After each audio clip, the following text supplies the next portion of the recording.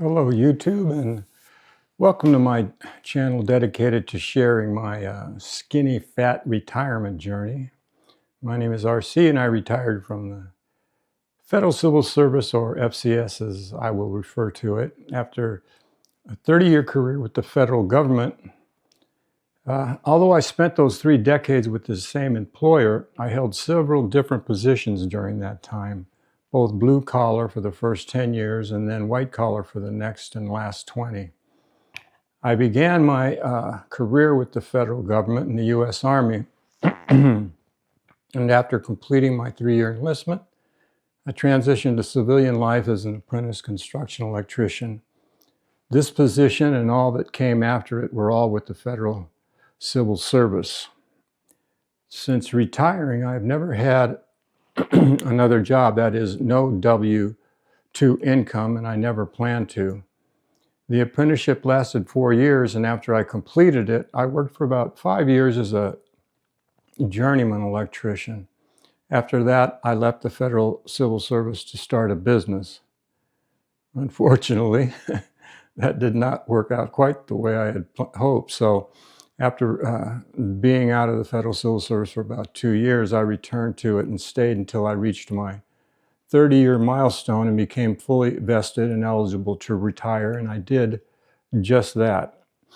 At that point, I became eligible for a defined benefit pension, which includes an annual cost of living adjustment and health care coverage. I retired at age 55. My annual pension the first year I retired was about $45,000. I know that doesn't sound like much, but adjusted for inflation, that's over $70,000 today, and even today is more than the average annual income in the U.S., so it was plenty at the time I retired. In fact, when I first began getting paid that $45,000, that amount was more than double my yearly cost of living, so I was not only retired, I was also financially independent from the day I retired. I no longer needed to work for a living, and I have not been an employee or had any W-2 income ever since, as I mentioned. You may be wondering why I refer to it as my skinny fat retirement. The term was inspired by the FIRE movement. FIRE stands for Financially Independent, Retire Early, and the movement defines 4 models of FI, or financial independence: fat FIRE, skinny FIRE, barista FIRE, and coast FIRE. Fat FIRE means having ample income and savings to live very comfortably. Skinny FIRE involves living frugally, typically on passive income, sometimes on your Social Security check alone, and with little margin for error, as I'm sure you can imagine. And in fact, you might be living a skinny retirement yourself today. Barista FIRE is a sort of interesting concept. It's having enough money to quit working, but you keep working at a job, even if only part-time, that will provide you health insurance, like working at Starbucks, hence the name Barista FIRE. Then when you reach age 65 and can get on Medicare, you can hang up the green apron and actually retire if that is what you choose to do. And finally, there's coast FIRE. This model is based on the concept of building a nest egg until you've saved enough that, given enough time, the amount you have saved will eventually grow to be enough that you can retire at that time. And once you have that amount saved, you can quit saving for retirement entirely, again, if that is what you choose to do. There are no hard and fast rules in the FIRE movement. You can even call yourself retired even if you continue to work in what you call your retirement. Now, even though I began drawing a pension at 55, I had the same side business before and after I retired that I ran until 2022. Sometimes that business required very little of my time, often zero for weeks at a time.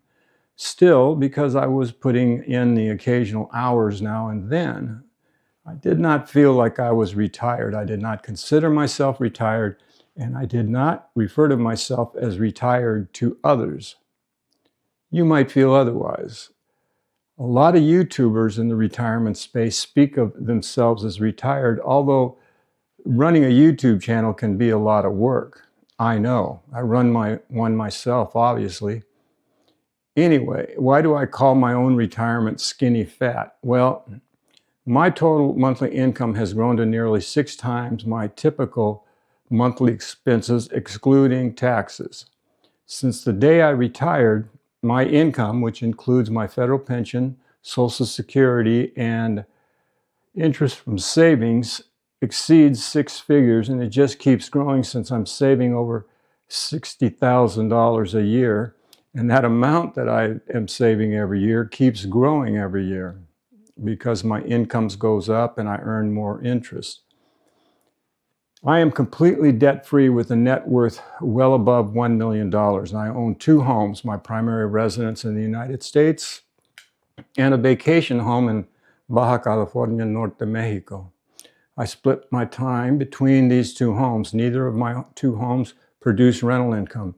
These are not rentals. I bear all the costs of owning the 2 properties myself. My 2 primary residences are my only real luxury. I drive an old truck purchased new in 2012 that still serves me well, so I see no need to replace it. My income and net worth are the fat part of my retirement. The skinny part comes from my modest monthly budget.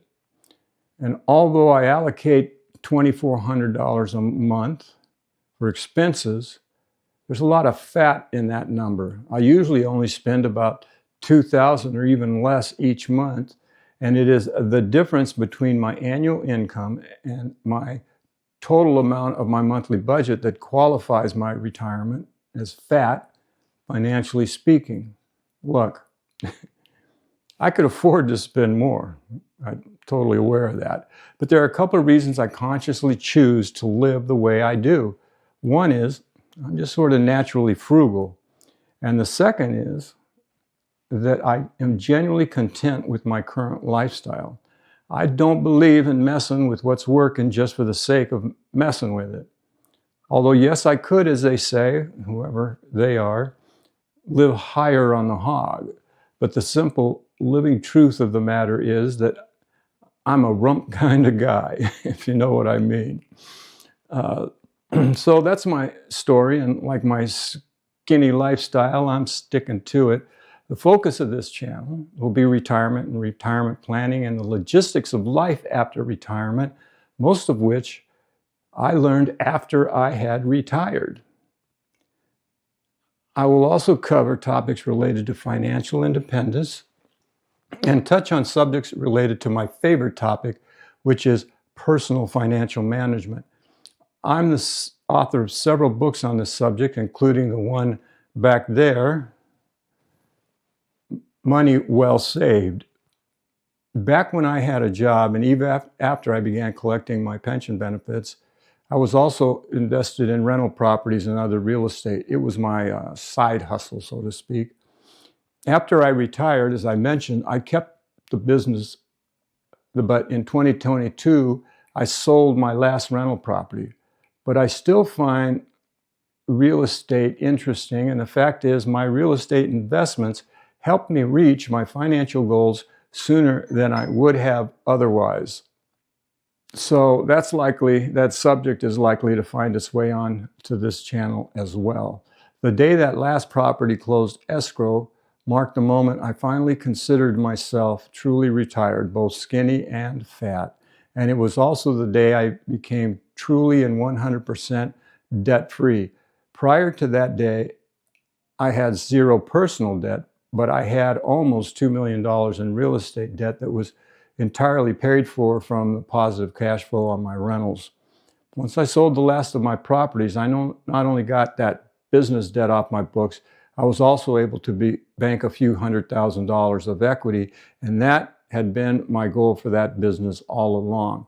So, thank you for spending your time with me, and I will hope you will choose to do so again in the near future. See you then.